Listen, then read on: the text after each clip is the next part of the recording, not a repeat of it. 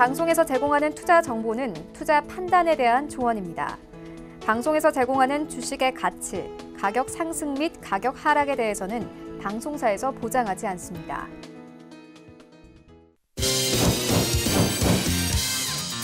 네, 오늘의 주요 헤드라인 소식입니다. 어제 있었던 오펙 정례 회의에서 주요 산유국들은 하루 120만 배럴 감산을 9개월 동안 연장하는 방안에 합의했다고 발표했습니다. 산유국들은 무역 분쟁으로 인해 중국의 원유 수요가 줄어들 수 있다는 점을 우려해 이런 방침의 견해를 모았다고 전했습니다.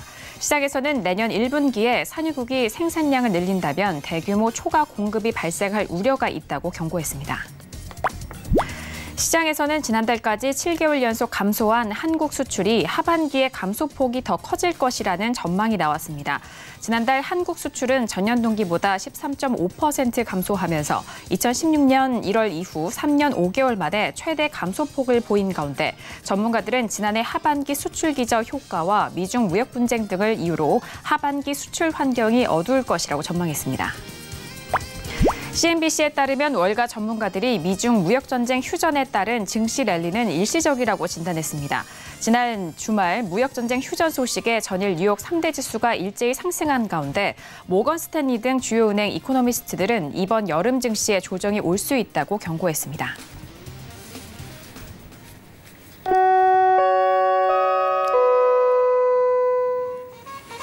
네, 안녕하세요. 평택소금 정석투자 김은혜입니다. 간밤 뉴욕 증시는 미중 무역 분쟁 휴전에 들어가면서 모두 상승으로 마무리가 됐습니다. 하지만 오늘 우리 증시는 전일장에 이어서 오늘도 이 호재성 소식에 같이 환호하지 못한 상황인데요. 일본의 수출 규제 소식이 계속해서 시장을 짓누르고 있는 상황 속에서 거기에 더불어 미국이 유럽의 89개 품목에 관세를 부과하겠다라고 밝힌 것이 투자 심리를 좀 부정적인 영향을 미친 상황입니다. 오늘 코스피 시장에서는 기관의 주도 속에서 하락으로 마무리가 됐습니다. 더불어서 코스닥 시장 안에서도 외국인과 기관의 매도 속에서 이어졌었던 상황인데요. 하지만 전일 반등을 이어갔던 바이오주 위주로 개인의 매수세가 들어오면서 반등에 연일 성공한 상황입니다. 자, 한편 앞서서 헤드라인 뉴스를 통해서도 말씀을 드렸습니다만 7개월 연속 감소한 한국 수출은 하반기에 더욱더 감소폭이 더 커질 것이라는 분석이 이어지고 있습니다. 자, 이런 분석과 함께 현재 시황 과 더불어서 앞으로 시장에 대한 우려감이 계속해서 커지고 있는 상황인데요. 자, 오늘도 정석투자와 함께 하시면서 오늘 시장에 대한 정리와 그리고 내일 시장에 대한 대응 전략까지도 꼼꼼하게 확인해 보시길 바라겠습니다. 그럼 오늘 시장 흐름 다시 한번 정리합니다. 시세 보시죠. 네, 오늘 코스피 지수는 전일 대비 0.36% 하락한 2122.02에 장을 마쳤습니다. 수급상 확인하시죠. 개인과 외국인의 동반 순매수, 반면 기관 홀로 순매도 이어갑니다. 코스피 시가총액 상위 종목 확인하시죠. 오늘은 SK 하이닉스가 반등을 이어가면서 2%의 상승으로 71,400원에 장을 마쳤습니다. 한편 셀트리온은 1.44% 하락한 20만 5천 원에 오늘 장 마무리가 됐습니다. 계속해서 코스피 시가총액 상위 종목 확인하시죠. LG화학은 하루 만에 다시 하락으로 전환이 되면서 1.83% 하락한 34만 8,500원에 삼성바이오로직스는 오늘도 강보합권 유지가 되면서 32만 4천 원에 오늘 장 마무리가 됐습니다. 오늘 코스닥 지수는 전일 대비 0.04% 상승한 696.25에 장을 마쳤습니다. 수급상 확인하시죠. 개인 홀로 순매수, 반면 기관과 외국인은 동반 순매도 이어갑니다. 코스닥 시가총액 상위 종목 확인하시죠. 셀트리온 헬스케어는 3% 넘게 하락하면서 57,200원에 장을 마쳤고요. 펄어비스는 오늘 강보합권 유지가 되면서 20만 4,700원에 장을 마쳤습니다. 계속해서 코스닥 시가총액 상위 종목 확인하시죠. 셀트리온 제약도 2% 넘는 하락으로 48,200원에 장을 마쳤고요. 메디톡스 역시 약보합권 망한 속에서 45만 1,800원에 장을 마쳤습니다. 네, 본격적으로 오늘 화요일장 정석투자 시작합니다. 오늘은요, 학과장 정은혜 대표님과 함께 이어갑니다. 학과장님 안녕하세요. 네, 안녕하세요. 네, 반갑습니다. 어제장에 보지를 못해서 참 오랜만에 또 뵙는 것 같습니다. 주말에 있었던 이슈들 가장 또 크게 학 과장님의 의견이 궁금하실 분들을 위해서 다시 한번 좀 여쭤보고 싶은데요. 일단 미중 무역 분쟁에 대한 휴전과 그리고 일본 수출 규제가 가장 큰 화두로 좀 떠오르고 있고 이런 상황 속에서 오늘 우리 시장이 또 약보합에서 좀 흘러갔습니다. 어떻게 보셨을까요? 네, 제가 지난주에는 월, 화 빠졌고 수요일에 출연했었고요. 이제 이번 주는 월요일 빠졌는데 몸이 안 좋은 건 없어요. 저는 감기가 걸려도 두통도 없고 열도 없고 오한도 없고 아무것도 없어요. 근데 딱 하나 기침이 좀 나요. 네, 그래서 그것 때문에 빠졌고요. 걱정 안 하셔도 된다. 이거 먼저 말씀드리겠고요. 좀 전에 김은혜 씨가 언급했던 것처럼 주말에 뭐 많았죠. 뭐 미중 무역 전쟁 뭐 관련된 거 뭐 또 북미 또 사실상 3차 정상회담 그리고 또 일본의 또 이 수출 하지 않는 거 이제 반도체 소재 관련된 거. 그래서 오늘은 좀 시간이 부족할 것 같습니다. 그래서 일단 시황 코너에서 좀 자세하게 말씀드리고 종목 상담 적당히 하고 마지막 코너에서는 아주 핵심적인 내용을 전달해 드리겠습니다. 네, 많은 분들이 기다려 주신 만큼 오늘도 알찬 내용 준비하셨다고 하니까요. 끝까지 함께해 주시길 바라겠습니다. 자, 그럼 오늘 학 과장님과 함께 이어가 볼 텐데요. 첫 번째 코너로 바로 들어가 볼게요. 시황 분석론이 기다리고 있습니다. 자, 오늘 시장 같은 경우에는 뭐 어제장에는 니케이 지수라든지 상해종합지수는 모두 2% 넘는 급등으로 마무리가 됐지만 어제장 우리 시장 홀로 좀 약보합권에서 유지가 됐고 오늘 시장 같은 경우에는 뭐 다 같이 조정을 받은 상황입니다. 하지만 미국 시장 홀로 좀 상승세를 이어가는 상황 속에서 오늘 우리 시장도 좀 약한 모습을 보여준 상황인데요. 자, 오늘 먼저 양 시장에 대한 시황 점검과 그리고 그 안에 관심 종목까지 만나보도록 하겠습니다. 자, 학 과장님 먼저 양 시장에 대한 시황 점검 먼저 도와주실까요? 네, 코스피는 하락 출발했습니다. 그랬다가 상승 전환됐는데 결국은 하락 마감했고요. 기술적으로 본다 그러면 단기 변곡점이다 이렇게 볼 수가 있겠습니다. 코스닥은 보합권 마감해줬고요. 5월 하순 저점 구간의 그 지지대 거기에 딱 지금 물려 있다 이렇게 볼 수가 있겠습니다. 등락 원인을 살펴보자면 코스피는 기관하고 프로그램 매도 나왔고 역시 대형주가 하락하는 게 가장 큰 하락 이유였다 볼 수 있겠고요. 코스닥은 사실 수급이 별로 안 좋아요. 거기다 이제 대형주 하락인데 어쨌든 그래도 보합권에서 마감했습니다. 특이사항을 말씀드린다면 4대 업종 모두 하락했습니다. 코스피 같은 경우는 원래 4대 업종이 전기전자, 운송장비, 화학, 철강금속입니다. 그래서 요즘은 뭐 의약품까지 해서 5대 업종 보기도 하는데 어쨌든 전통적인 4대 업종은 이 4가지예요. 그래서 전기전자와 운송장비는 제조업의 투톱이고요.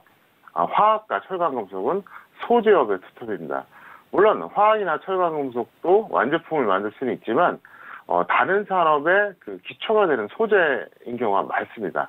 예를 들어서 화학 같은 경우에도 완제품이 있잖아요. 그죠?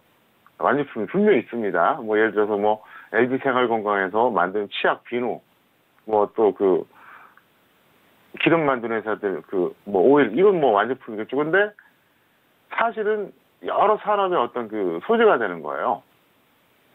하다못해 여러분들 그 음료수 마실 때 뭐로 마십니까? 페트병으로 마시잖아요.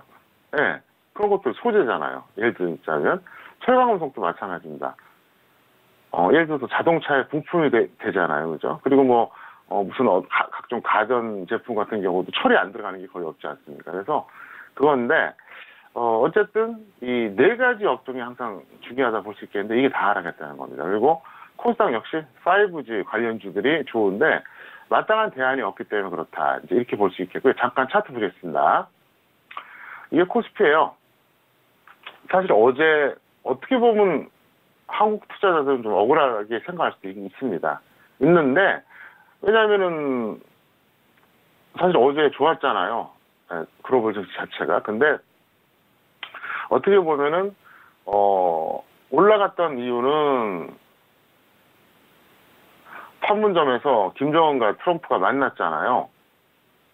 그것 때문에 올라갔는데 반대로 내려간 건 어쨌든 일본발 악재 때문에 내려갔다고 볼 수 있겠고요. 현재 그 지수를 본다 그러면은 그냥 단기 변곡점인데 여기서 이제 조금 더 반등이 나오느냐 아니면 바로 밀리느냐에 그 싸움이라고 보시면 되겠고요. 코스닥 보겠습니다. 코스닥은 참 어떻게 보면 처참하죠. 코스닥은 고점이 6월 13일이었어요. 굉장한 차이죠. 6월 13일. 그리고 현재 지지대라고 해봐야 사실 5월 저점 라인하고 비슷합니다. 그러니까 최근의 저점과 오늘 종가를 이렇게 보면 어떻습니까? 걸리죠. 네, 딱 걸리잖아요. 5월 하순하고. 네, 일치가 되잖아요. 그러니까 지금 어찌 보면 굉장히 약하다고 봐야죠. 굉장히 약한 겁니다. 자, 다시 한번 코스피를 비교해서 볼까요? 만약에 코스피가 코스닥처럼 움직였다면 지금 어디쯤 와 있을까요? 이쯤이죠. 네, 딱 여기에요. 대략 한, 30선 전후? 네, 거기가 와야 된다는 거예요. 그러니까 지금 대략 한, 얼핏 잡아서 한 90포인트 더 높은 거죠. 그러면 둘 중에 하나는 이게 야한 거 아닙니까? 너무 차이가 나니까. 왜냐하면은, 최근의 고점이 코스피 같은 경우에는 바로 어제였어요, 어제. 7월 1일. 이날입니다. 네, 바로 어제였습니다. 코스피는 최근의 고점이 바로 어제였고요. 반대로 코스닥은 최근의 고점이 6월 13일이었습니다. 13일. 이날이었어요. 엄청난 차이죠. 네, 무지막지한 차이죠. 날짜로 보면 18일 차이가 나요. 좀 놀랍지 않아요? 코스피하고 코스닥하고 물론 똑같이 갈 수는 없겠죠. 하지만 비슷해야 된다는 생각을 누구나 갖고 있잖아요. 그런데 코스피는 7월 1일 어제가 고점이었고 최근 고점이 코스닥은 6월 13일이에요. 날짜로 18일 차이 납니다. 그리고 현재 지금 화면에 보고 계신 게 이게 코스닥 지수거든요. 코스닥 지수는 지금 뭐 거의 5월 말 그때하고 거의 똑같아요. 거의 똑같아요. 5월 말하고. 그런데 코스피는 어떻습니까? 잠깐 보겠습니다. 코스피는 5월 말보다는 훨씬 높잖아요, 지금. 네, 5월 말보다는 훨씬 높아요. 그럼 이제 여기서 이제 중요한 포인트가 뭐냐면 그거예요. 어느 쪽이 정상이냐는 거죠. 며칠 차이로, 뭐 한 2, 3일 차이로 코스피와 코스닥의 어떤 고점, 저점이 시차가 발생한다. 이건 뭐 이해할 수 있어요. 근데 이건 좀 누가 봐도 심하지 않습니까? 네, 누가 보더라도. 그래서 이제 어떻게 보면 지금 시황이 참 애매한 게 코스닥이 정상적으로 빠지는 거라고 해석하면 코스피는 너무 안 빠지고 버티는 거니까 언제든지 급등이 나올 수가 있죠. 코스피 같은 경우. 반대로 코스피 이게 정상이에요. 현재 화면에 있는 이 내용. 그럼 코스닥이 한번 급반등이 나오겠죠. 그래서 상당히 좀 이건 주의 깊게 봐야 된다. 그리고 제가 항상 그런 말씀 드린 적이 있었잖아요. 단기든 추세든 터닝 포인트. 그러니까 쭉 올라가다가 내려가거나 쭉 내려가다 올라갈 때는 코스피가 먼저 움직인다. 코스닥보다. 그러다가 뭐 하락이라든가 상승이 좀 탄력을 받을 때는 코스닥이 더 그렇다 그랬는데 그런 측면으로 본다 그러면 사실 이거는 좀 납득하기가 어렵죠. 코스피는 아직까지 뭐 크게 밀린 건 없잖아요, 지금. 어제 고점이었으니까. 그래서 상당히 중요한 흐름이다 이렇게 볼 수 있겠고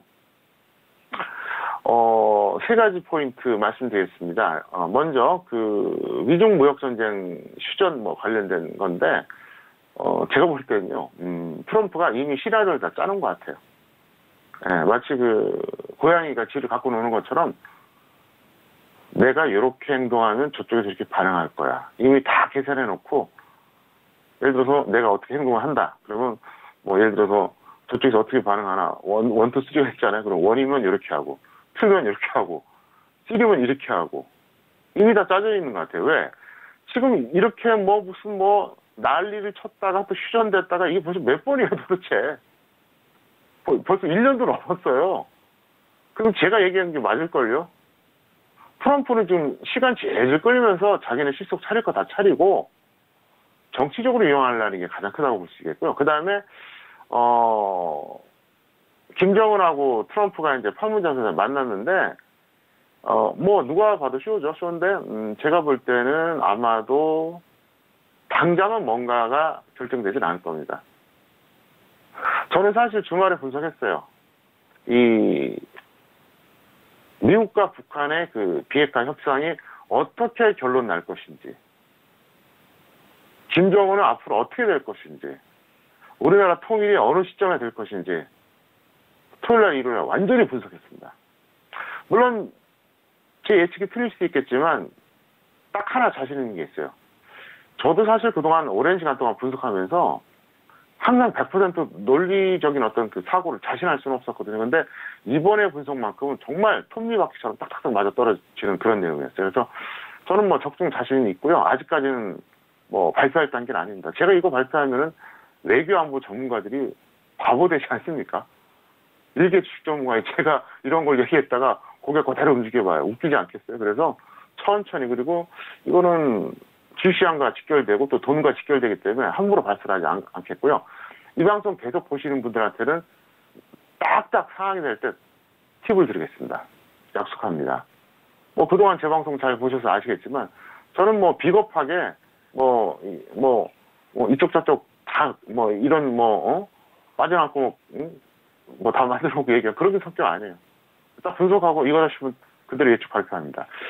그 다음에 이제 현실적으로 가장 현재 피부에 와닿는 게 이제 일본의 그 한국 그 수출 지금 현재 맡고 있는 거 반도체 소재, 이게 더 중요한 거죠. 왜 그러냐면 미중 무역 전쟁이 물론 우리나라에도 영향을 미치지만 좀 거시적인 포괄적인 이런 개념이고요. 또 미국과 북한의 어떤 비핵화 협상은 이게 단기적일 수가 없고요. 그리고 이거는 당장 피부에 와닿지는 않잖아요. 안보라는 게 그렇지 않습니까? 최악의 경우에는 안보처럼 중요한 게 없지만 그게 아니면 경제가 항상 우선이잖아요. 자, 그러면 이것에 대해서 제가 제 나름대로 생각을 좀 피력해 보겠습니다. 제 생각은 일본이 현재 한국에 대해서 취하고 있는 이런 그 조치들이 단발성일 가능성이 별로 없다고 봅니다. 현재 여러분 뉴스에 보시면 뭐 이렇게 나오잖아요. 뭐 반도체 완제품 기준으로는 뭐 3개월 정도 여유가 있고, 또 이제 현재 생산 중인 걸로는 한 1개월 정도 여유가 있기 때문에 최대 3개월까지는 버틸 수 있다, 이렇게 나와요. 그러면서 이제 그 평론가들이 한쪽에서는 뭐 대안을 찾으면 되니까 너무 걱정하지 않아도 된다, 이렇게 말하는 사람이 있는가 하면, 한쪽은 이거 생각보다 심각한 거다, 이렇게 얘기하는 사람도 있는데, 저는 뭐 제가 반도체 전문가가 아니니까 그건 모르겠고, 일본이 지금 한국에 대해서 취하는 이런 어떤 일종의 정책이죠. 네, 정책이죠. 일종의. 알고 보면은 이제 일본의 국내 정치도 좀 이용하고, 또 한일 관계에 있어서 뭐 여러 가지 뭐 징용 문제 이런 것도 뭐 문제가 있었잖아요. 서로 갈등이 있었잖아요. 그래서 그것 때문에 그렇다고 보는데, 어쨌든 이유야 어쨌든 이유는 중요한 게 아닙니다.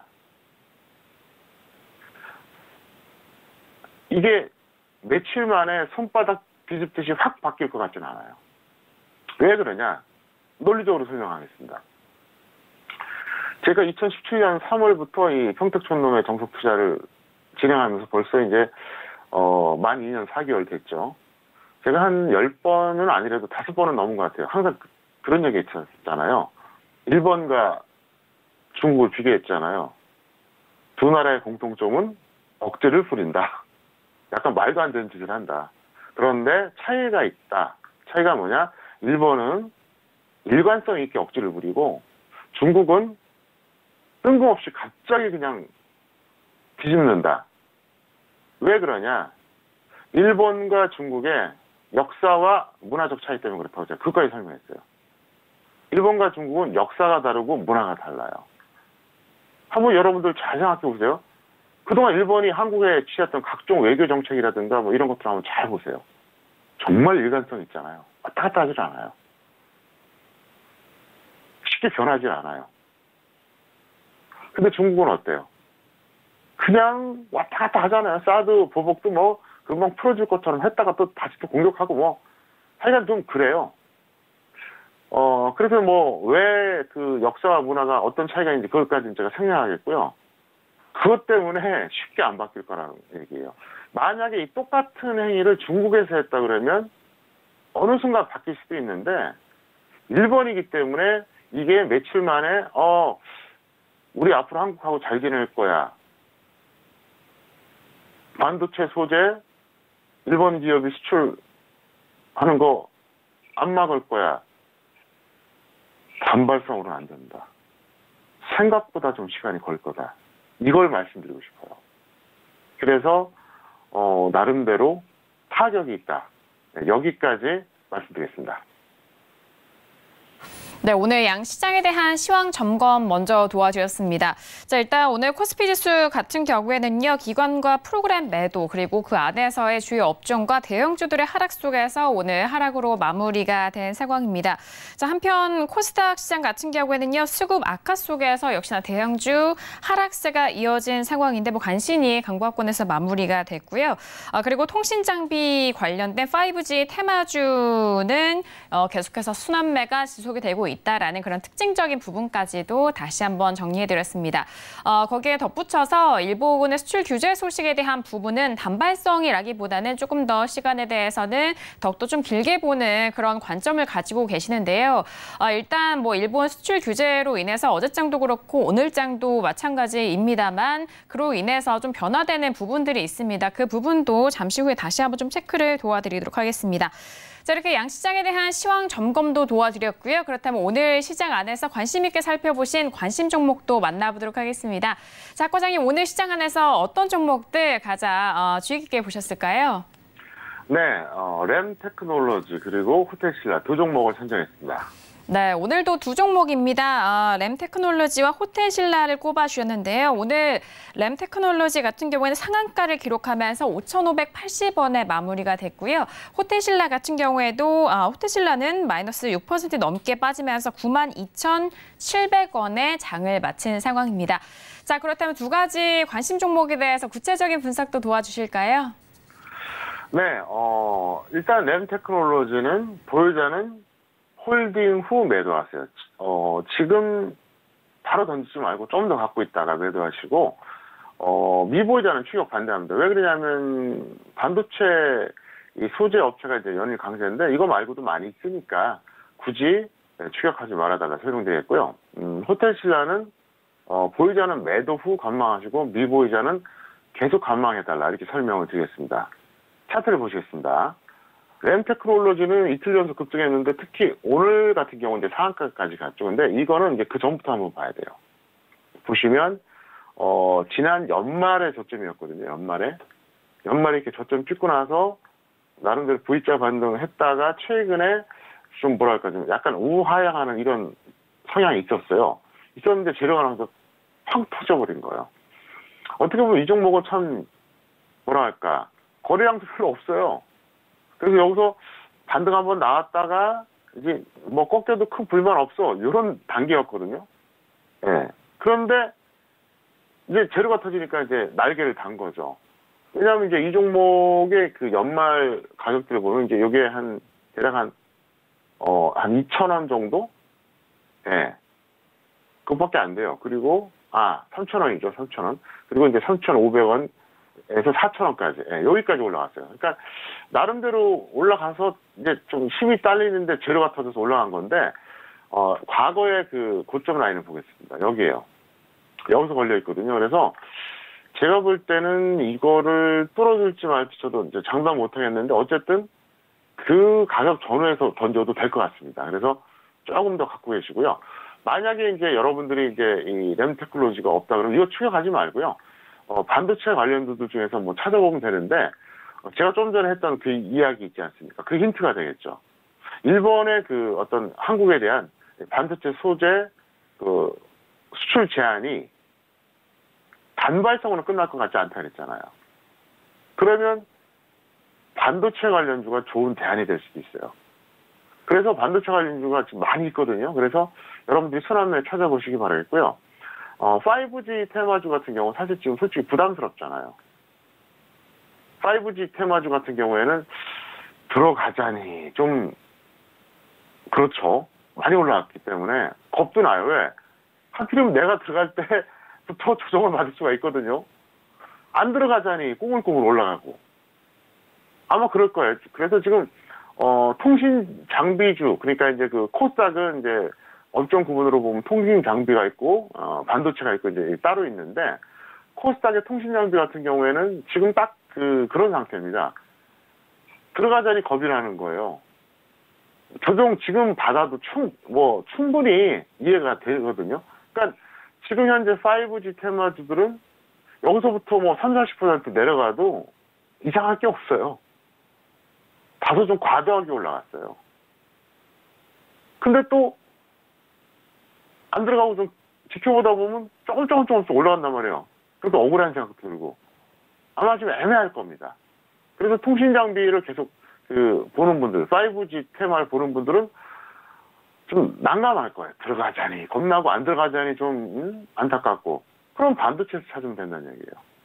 그래서 이 램 테크놀로지처럼 이렇게 급등한 종목을 굳이 따라갈 필요 없고요. 코스닥에서 반도체 업종이 있거든요. 종목들 많습니다. 많기 때문에 거기서 여러분들이 순환매 한번 기대해보고 갈아타셔도 될 것 같고요. 일본이 쉽게 이 정책을 바꿀 것 같지가 않습니다. 그래서 일단은 이게 굉장히 좋은 팀입니다. 그래서 이 램 테크놀로지 한 종목에 대한 것보다는 코스닥을 투자하는 분들에게 통신 장비, 5G 테마주 있죠. 그 다음에 반도체는 이제 이 반도체 소재 관련주들. 하기사 코스닥에서 반도체 업종 속에 들어가 있는 종목들은 다 소재거나 장비 업체들이죠. 그래서 그쪽으로 한번 시선을 돌려봐도 괜찮을 거다 이렇게 생각이 되고요. 이거 잘 참고하시기 바랍니다. 그리고 호텔신라 말씀드리겠습니다. 호텔신라는 더 이상 크게 억울할 게 없어요. 크게 억울할 거 없다는 게, 지난번에 이제 이까지 무지막지하게 올라갔다가 많이 밀렸죠. 반토막까지 안 해도 거의 반토막 가까이 났었어요. 그러다 이제 여기까지 올라갔다가 지금 다시 꺾인 건데, 여기서 더 가기 힘들어요. 그리고 항상 말씀드리지만 호텔신라는 항상 고평가예요. 아직도 34,000원대예요. 지금도 9만원대니까 고평가돼 있죠. 이게 제가 경악했던 게 언제였었냐면 지난 2014년, 15년이었어요.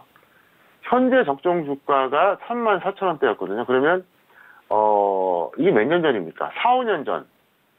4, 5년 전에는 이게 2만원 조금 넘었거든요. 근데 그때 제가 볼 때는 그때 기준으로 그러니까 거의 한 7배, 한 6, 7배 고평가 됐었거든요. 지금도 고평가인데. 그리고 큰 메리트가 없다고 보기 때문에 있는 사람들은 매도 관망하시고 없는 사람들은 관망을 지속해달라. 이 정도 말씀드리겠습니다. 네, 오늘장 관심 종목에 대해서 구체적인 설명 들어봤습니다. 첫 번째 관심 종목은요, 램 테크놀로지에 대해서 설명해 드렸습니다.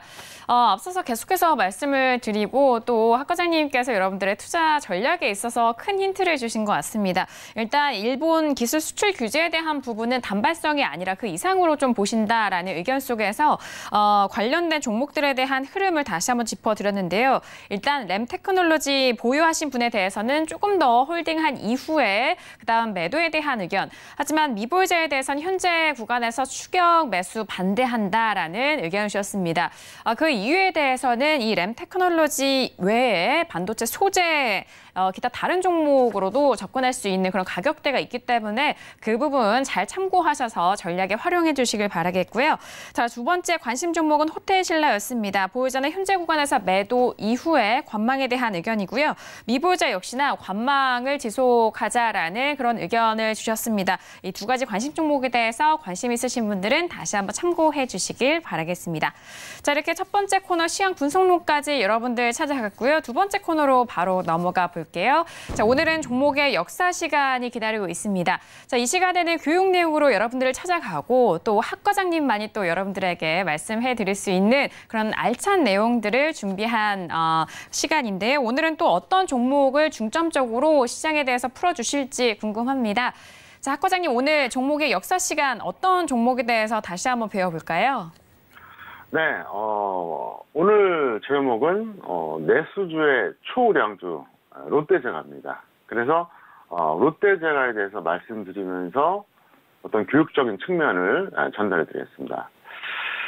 먼저 말씀드릴 것은 이제 분할이 됐어요. 원래 이제 롯데 제과가 있었는데, 롯데 지주와 롯데 제과로 분리가 됐습니다. 그래서, 롯데 지주는 당연히 지주 회사가 되겠고요. 롯데 제과는 이제, 그러니까 제조업이 되겠죠. 그래서 원래 롯데 제과 하나였는데 분리가 됐다. 그래서, 지금은 이제 제가 말씀드린 거는 이제 정확하게 말하면 롯데 지주가 되는 거죠. 왜냐하면 이제, 롯데 제과에서 이제 분리돼서, 지금은 이제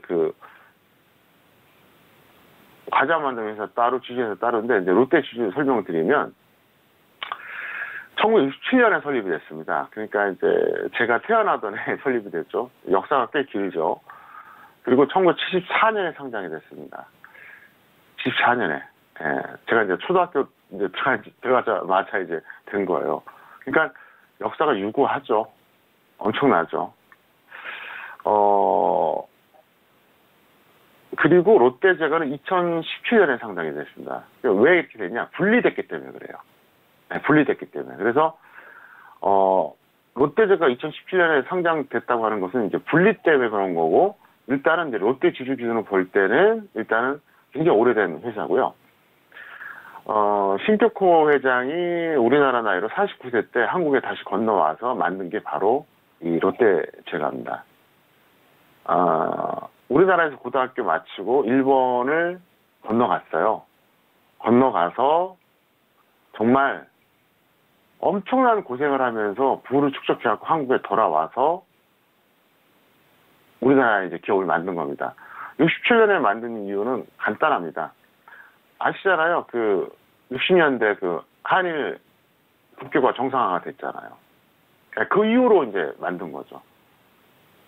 한일 국교 정상화가 되지 않았을 때는 만들 수가 없었거든요. 그래서 참 대단한 분이에요. 그러니까 우리나라에서 고등학교 졸업하고 일본 넘어가서 거기서 껌을 만들어서 이제 리어커라 그러죠. 손수레. 거기다 끌고 다니면서 껌 팔아갖고 오늘의 롯데 그룹을 만드신 분이에요. 일본에서. 그래서 거기서 처음에 껌부터 만들었다 그러더라고요. 그래서 그거 막 진짜 그 고생하면서 팔아갖고 그 다음에 이제 일본의 부동산 투자에서 꽤 성공을 하고 또 우리나라 넘어온 다음에 롯데 그룹이 된 건데 지금 롯데 같은 경우는 이제 떠오르는 게 뭐죠? 유통이잖아요, 사실은. 예. 롯데 백화점, 롯데마트, 롯데 하이마트 이런 유통. 근데 사실은 롯데 그룹의 모태가 바로 이 롯데제과예요. 그래서 제가 얘기를 하는 건데 이게 이제 제가 만든 적정 주가에 의하면은 롯데 지주가 83,000원대 그리고 롯데제과가 이제 29만 원대인데 아직도 저평가가 돼 있죠. 근데 중요한 게 뭐냐면은 제가 왜 이 종목을 눈여겨봤냐 이걸 말씀드릴게요. 저는 90년대 초반에 이걸 봤어요. 네, 90년대 초반에. 90년대 초반에 이걸 봤는데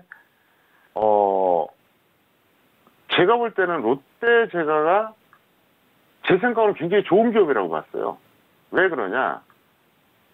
기업에 있어서 가장 중요한 게 뭐라고 생각하십니까, 여러분? 안정성이에요. 대박은 없어도 쪽박이 쉽게 나지 않는 기업이 진짜 좋은 기업이거든요. 근데 90년대 초니까 벌써 몇 년이에요? 28년 전, 27, 8년 전이라고 봐야 돼요. 91년, 92년이니까. 그때 제가 이제 롯데제가 이렇게 나름대로 분석하면서 생각한 게 롯데제과는 진짜 오래갈 기업이다 이렇게 생각했어요. 왜 그러냐? 그때 제가 떠올랐던 게 뭐냐? 이 매출 구조예요. 푼돈 모아 목돈이 되는 이 매출 구조. 경기와 무관한 시장 지배력 이거예요. 원래 이 롯데그룹이라고 하는 게 사실은 현재 이 위상이 아니에요. 지금은 롯데그룹이 자산 순위가 몇인지 아십니까? 지금 5위예요. 5위입니다. 5위. 무려 5위예요. 삼성, 현대, SK, LG, 그 다음이 롯데예요. 현재는 자산 규모로 5위 랭킹입니다. 그런데 아마 지금 60대, 70대 분들은 아실 겁니다. 거의 한 30년 전이죠. 30년도 넘었죠. 그러니까 전두환 정권 때만 해도요, 주요 그룹 초청할 때 끼지도 못했어요. 예, 전두환이 불러주지도 않았다고요. 그랬어요. 그리고 여러분들 기억하시잖아요. 70년대 초중고 다니셨던 분들. 롯데 하면 떠오르는 거 뭐 있어요? 롯데제가 하나밖에 더 있냐고요. 그거 하나의 달랑. 예, 그랬었어요. 근데 이 롯데제가가 안정적으로 성공하고 발전하면서 지금의 롯데그룹이 된 거예요, 이게요. 그러니까 70년대만 해도 그러니까 제가 좀 전에 설명했잖아요. 롯데제가를 설립한 게 1967년이었고요. 상장된 게 74년이었어요. 그리고 70년대 막 이렇게 막 광고하는 거 많이 보셨잖아요. 그때 그냥 롯데껌 유명했었잖아요. 그리고 80년대까지만 해도 30대 재벌도 안 됐어요. 그리고 한 20여 년 전까지만 해도 20대 재벌 낄까 말까 하다가 한 10년 전부터 드디어 들어가기 시작한 거예요. 그러니까 오늘 어떻게 보면 롯데그룹이 역사까지 해주는 건데 쉽게 말해서 한 40년 전에는 그냥 중소기업에서 약간 큰 수준이었어요. 과자 만드는 회사니까. 한 30년 전에는 뭐 30대 그룹 살짝 들어가는 정도. 그러니까 40년 전에는 30대 그룹도 못 들어가고 30년 전에 30대 그룹 안에 살짝 들어가고 20년 전에 20대 그룹 안에 살짝 들어간 정도였어요. 10년 전부터 확실한 탑10 안에 들어갔던 게 지금 빅5까지 들어간 거예요. 현재. 그래서 이거는 여러분들이 주식을 투자하셔도 되고 앞으로 사업하시는 분도 도움이 될 겁니다. 두 가지 측면이에요.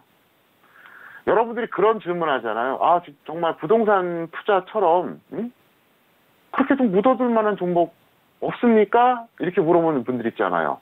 아, 저는요, 뭐 일주일, 한 달, 뭐 이거 아니고요. 짧게는 5년, 길게는 진짜 20년 묻어놓고 싶어요. 이렇게 질문하는 분들이 있거든요. 이런 분들한테도 이 오늘의 강의는 팁이 됩니다. 이런 종목을 잡아야 된다는 거예요. 그리고 사업하시는 분들도 마찬가지입니다. 그 조그만 기업이 오늘의 이 거대 재벌그룹이 됐잖아요. 모태가 바로 롯데제가거든요. 이게 성공했기 때문에 점점 뻗어나간 거잖아요. 상식적으로. 이게 실패했으면 어떻게 됐을까요? 안 되죠. 자, 그러면 조금 더 길게 얘기해 드리면 푼돈과 목돈 되는 매출 구조. 이게 왜 좋냐? 똑같이 1,000억 매출이에요. 근데 조선주 1,000억 매출은요, 별거 아니에요. 100억짜리 10개 만들면 1,000억 되거든요. 대신 평균 10척씩 수주하다가 경기 좀 나빠서 한 서너 척 확 줄어봐요. 그러면 300억이 다 날아가요. 네, 확 줄어요. 근데 똑같이 1,000억 매출 올려도 롯데제가는 제품 단가가 얼마나 쌉니까? 과자가 얼마나 되겠어요? 몇 푼 되겠어요? 이러니까 똑같은 1,000억이라도 그 견과함은 비교가 안 돼요. 그러니까 이런 롯데제가 같은 이런 그 기업들이 또 하나 경기하고 별로 무관해요. 자, 호경기 때는 잘 돼도 불경기 때 안 되는 그런 업종들 있잖아요. 예를 들어서 우리가 뭘 먹는다고 쳤을 때 아주 고급 술집 어때요? 불경기 때 안 됩니다. 근데 그냥 분식집은 어때요? 상관없어요. 불경기 됐다고 해서 분식집에서 뭐 확 망하냐 그런 거 아니거든요. 똑같아요, 원리가. 시장 지배력이 워낙 막강하거든요. 네트워크가 좋고. 왜냐면 롯데는 뭐 어디 가도 다 유통망이 있잖아요. 과거에 우리가 어렸을 때 봐도 그렇고. 그래서 여기서 포인트가 될 만한 게 뭘까요? 바로 음식료 업종을 보란 얘기예요. 음식료 업종의 공통점이 대부분 다 그래요. 그래서 여러분들이 한번 10년, 20년 차트를 한번 보세요. 여러분들이 다 아는 메이커들 있잖아요. 오리온, 오뚜기, 뭐 이런 것들 있잖아요. 다들 그래요. 뭐 겉보기에는 뭐 IT 업종이 뭐 굉장히 좋은 것 같잖아요. 훨씬 나아요. 비교가 안 돼요. 그걸 얘기하고 싶은 거예요. 그래서 종목 고른 분들은 그렇게 하시고 우리가 기업을 하시는 분들 같은 경우에도 뭐 처음부터 이런 쪽에 하던가 아니면 한쪽에는 이런 포트폴리오 사업이 구성돼 있어야 돼요. 저도 지금 사업가지만 저도 머릿속에 딱 들어가 있는 게 있어요. 저도 재벌되고 싶거든요.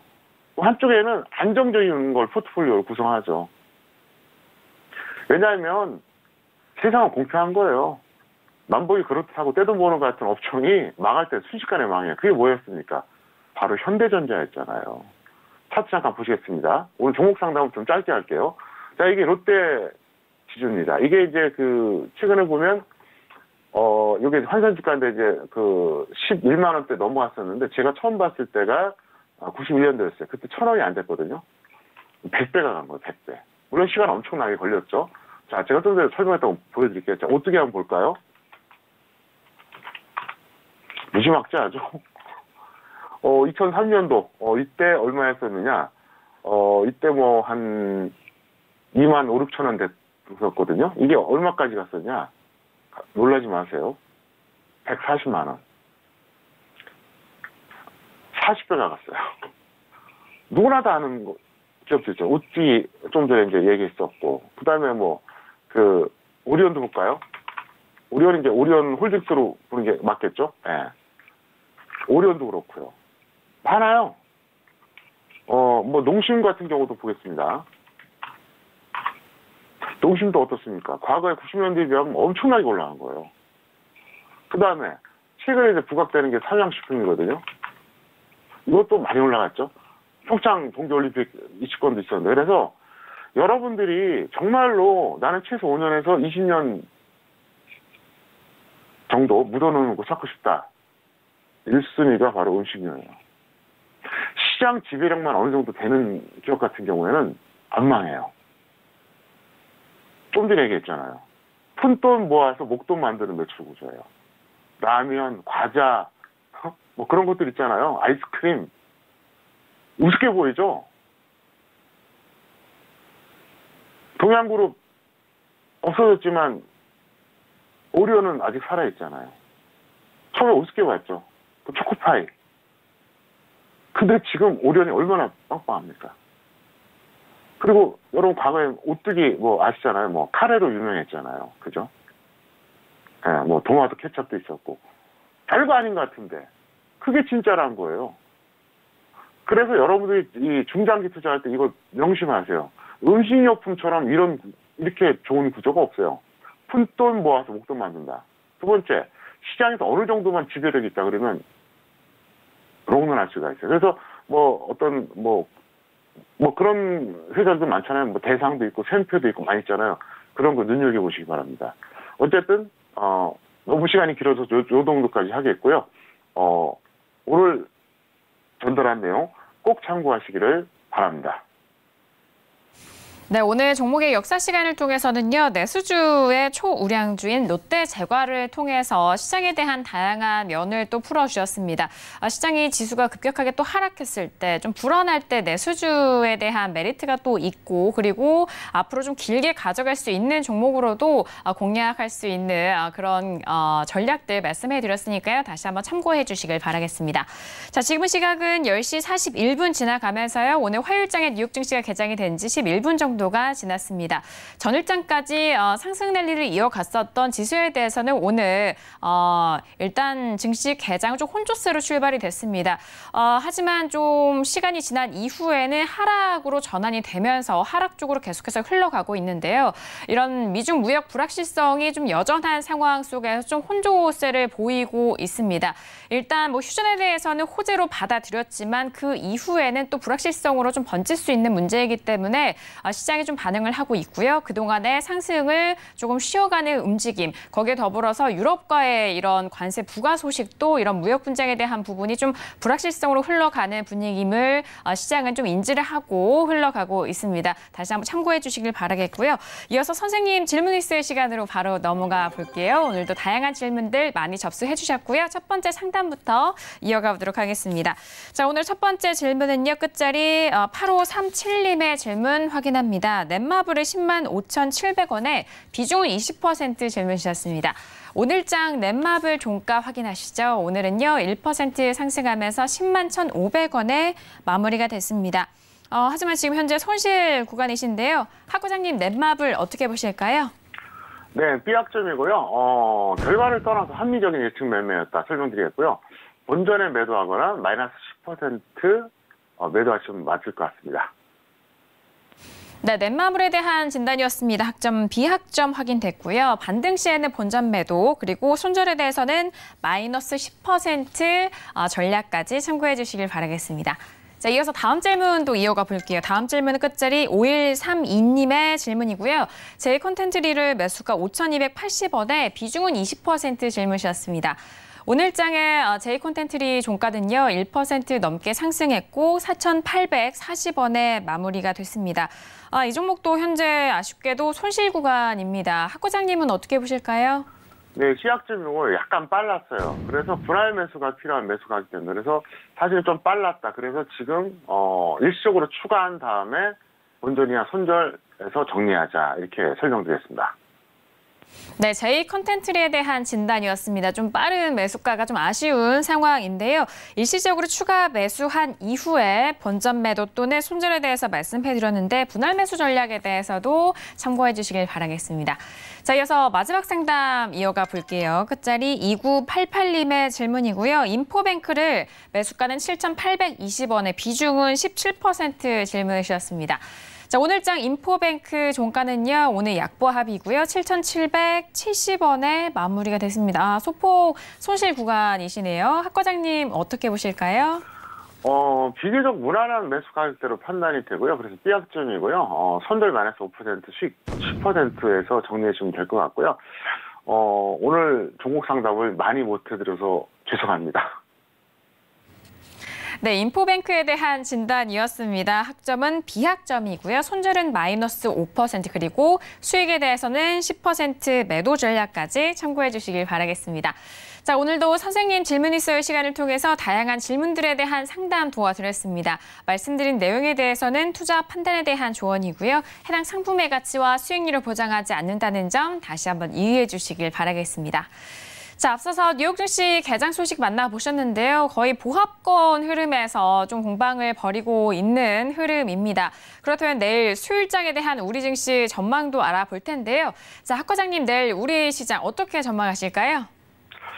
네, 일단 핵심 포인트 말씀드리면 정상적이든 비정상적이든 모두 반영했을 때, 그러니까 정상적인 흐름으로 볼 때나 비정상적 흐름으로 볼 때나 반등 고점은 완성된 걸로 저는 보입니다. 물론 여기서 또다시 비정상 흐름이 나와서 한 번 더 올라갈 수도 있겠죠. 하지만 그렇게 본다는 거죠. 그래서 잠깐 차트를 보시겠습니다. 이게 현재 그 코스피 차트인데요. 제가 보는 관점에서 그렇습니다. 최근에 5월 하순 이후에 어제가 최고 높았어요.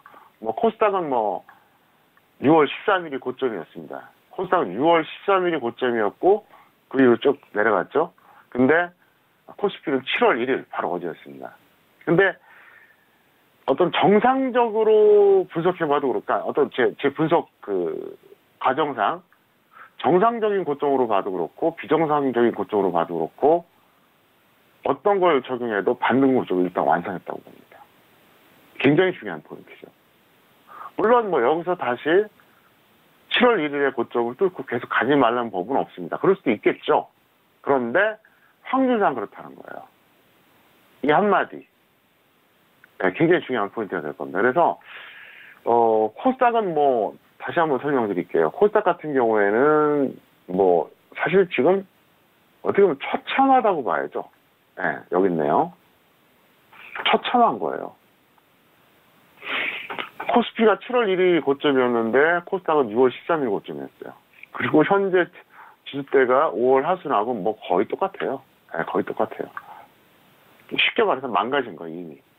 그런데 코스피는 아직은 버티고 있는데, 그러니까 이제 여러분들이 지금 판단이 뭐 할 겁니다. 야, 여기서 더 갈 것 같기도 하고, 그냥 밀릴 것 같기도 하고. 그래서 제가 일단은 얘기하는 거예요. 구체적인 지수는 제가 생략합니다.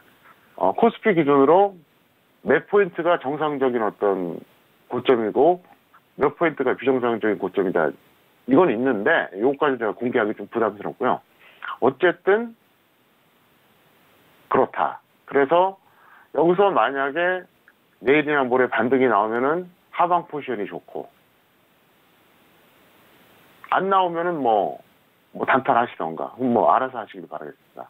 그 다음에 원달러 잠깐 환율 말씀드렸습니다. 제가 지난주 수요일에 분명히 원달러 환율 지켜보라고 얘기했거든요. 맞죠? 기억하실 겁니다. 그래서 제가 얘기했잖아요. 환율이 내려가면 지수가 반등이 나오고 올라가면 거꾸로 떨어진다. 그러니까 이 구간이었죠? 이 구간에서 우리나라 지수가 엄청나게 밀렸었잖아요. 코스피가. 여기서 또 다시 밀리고 있잖아요. 제가 분명히 얘기했어요. 지난주 수요일에. 원달러 환율 보라고요. 지금 딱 맞아 떨어지고 있잖아요. 그리고 요 시점에서 제가 했던 얘기 기억하십니까? 조정을 받을 것이다. 거짓말처럼 받았어요. 그리고 나서 저는 1160원, 1140원, 1120원에 걸쳐서 매입하라고, 달러 없는 사람들 매입하라고 제가 각종 SNS를 통해서 다 전파했어요. 그냥 아무 대가 없이 도움 드리려고 많은 분들한테. 사실 제가 작년 4월에 여기서 무조건 달러 매입하라고 했던 거 아마 평촌 매니아들은 다 기억할 겁니다. 모르는 사람 없어요. 그때 하셨던 분들 지금 웃고 있잖아요. 마지막 게임이다, 이번에. 물론 환전하면 약간의 가격차가 있지만 1160원, 1140원, 1120원에 마지막으로 매입하시기 바라겠고요. 그 다음에 코스피 시장에 대한 거 좀 전에 말씀드렸던 것처럼 일단은 반등 고점은 완성됐다. 네, 여기까지 말씀드렸습니다. 네, 내일장 전망까지 잘 들어봤습니다. 오늘 저희가 준비한 소식과 내용은 여기까지입니다. 저희 방송은요, 서울경제TV 홈페이지를 통해서 다시 확인할 수가 있으니까요. 많은 활용해 주시길 바라겠습니다. 그럼 저희는 내일 이 시간에 다시 돌아오도록 하겠습니다. 함께해 주신 여러분, 오늘도 고맙습니다.